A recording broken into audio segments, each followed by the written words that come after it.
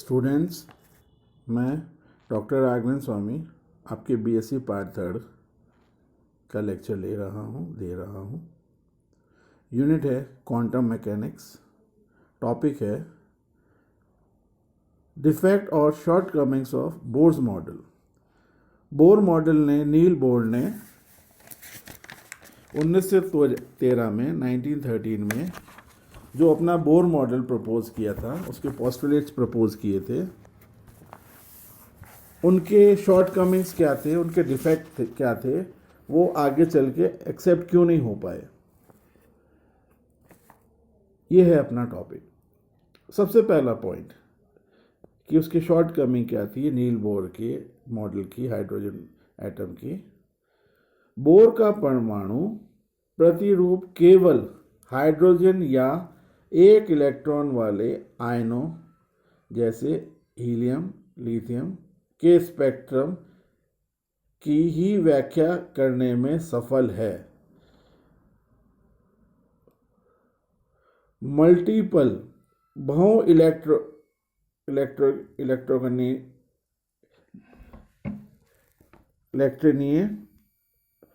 Multiple electrons वाले परमाणु के स्पेक्ट्रम की नहीं कर पाता है वो व्याख्या सफलतापूर्वक।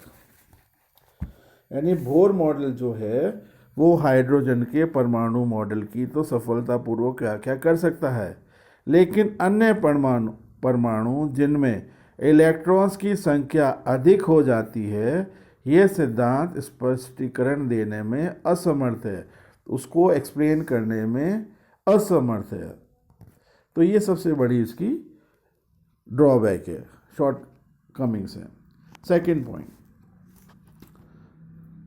हाई रेजोल्यूशन उच्च भेदन क्षमता वाले माइक्रोस्कोप से देखने पर ज्ञात हुआ कि हाइड्रोजन के उत्सर्जन स्पेक्ट्रम की रेखाएं जो एकल प्रतीत होती हैं वह वास्तव में कई रेखाओं के समूह हैं। यानी हाइड्रोजन के जो स्पेक्ट्रम की सूक्ष्म संरचना की व्याख्या परमाणु के बोर मॉडल से संबंध नहीं है। अत्यंत सूक्ष्म क्षमता वाले माइक्रोस्कोप से देखने पर ज्ञात होता है कि परमाणुवीय स्पेक्ट्रम मोटी रेखाएं प्रस्तुत करते हैं, कई महीन रेखाओं का झुंड होती हैं। जो स्पेक्ट्रम मोटी रेखाएं वाली होती हैं वो कई महीन रेखाओं का झुंड होती हैं। बोर मॉडल से इसकी व्याख्या संभव नहीं है। ये एक इसका सेकंड शॉर्टकमिंग है, इसकी डिफेक्ट है बोर मॉडल का, जो ये एक्सप्लेन नहीं कर पाता है।